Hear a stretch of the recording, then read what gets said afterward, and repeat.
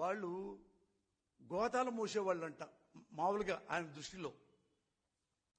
వీళ్ళు ఎవ్వరూ లేనప్పుడు ఈ మగ వాలంటీర్లు ఆ ఇళ్లకెళ్ళి ఇంట్లో లేడీస్ ఉన్నప్పుడు గొళ్ళెం కొడతా ఉంటారంట, తలుపు కొడతా ఉంటారంట. ఇది నాకు ఎంతో భయం కలిగిస్తుంది. ఆ ఇంట్లో నా ఆడపడుచులు ఉంటారు, నా చెల్లెళ్ళు ఉంటారు, నా అక్కలు ఉంటారు, నా మనవరాళ్ళు ఉంటారు, 2 ఏళ్ళు 3 ఏళ్ళు ఉన్న ఆడపిల్లలు కూడా ఉంటారు, చిన్నపిల్లలు. ఈ దుర్మార్గులు అన్ని ఒకటే తెగ బాధపడుతున్నారు. నేను కూడా బాధపడ్డా. అయ్యో, ఇంత పెద్ద 75 ఏళ్ల మనిషి ఒక ఆడపిల్ల గురించి ఇంత బాధపడుతున్నాడా? నాకైతే అసలు చెప్పుతో కొట్టాలనిపిస్తుంది వీళ్ళని. ఎంత ఆవేశం వస్తుందంటే తట్టుకోలేకపోతున్నాను. అసలు నిద్ర రావట్లేదు. రాజమండ్రిని జైల్లో ఉన్నా కదా, జైల్లో కూడా ఇదే ఏడుపు నాకు. అయ్యో, బుడికి నిద్రలేవు. అర్ధరాత్రి పూట లేచి అయ్యో ఆ ఇంట్లో 16 ఏళ్ల పిల్ల ఉంది, ఈ దుంప దగ్గర వీళ్ళు వచ్చి మగవాళ్ళంటారు వచ్చి తలుపు కొట్టి ఏం చేస్తారో.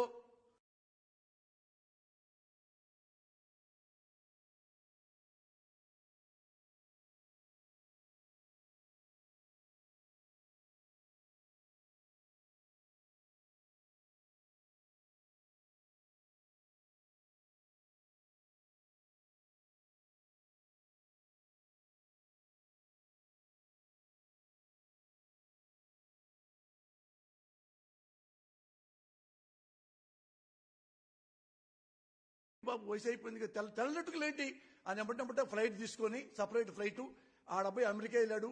ఆడ ఆ ముందు లేదంటే ఎట్లే వెళ్ళాడు. ఎట్లే వెళ్ళి ఆ ముందు తలకి రాసి లక్ష్మీభారతి గారికి దాన్ని మళ్ళీ నల్లగా చేశాడు. అంత నాకు గొప్ప ఆడది.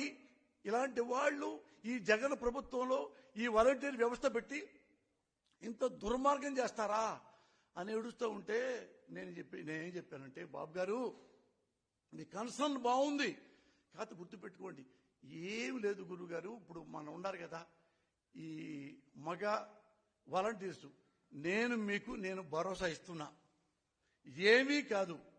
ఎందుకంటే ఈ మగ వాలంటీర్లు కదా, వాళ్ళు తలుపు కొట్టారు ఏం చేస్తారన్న భయం కదా.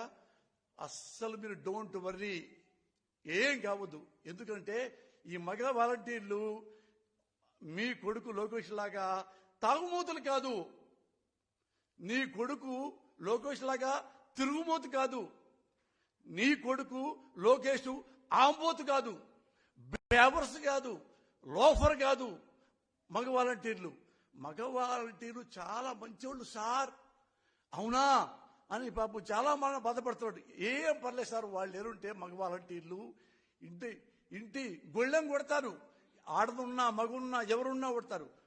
ఒక మనవళ్ళలాగా ఉంటారు, ఒక అన్నలా ఉంటారు, ఒక బిడ్డలా ఉంటారు.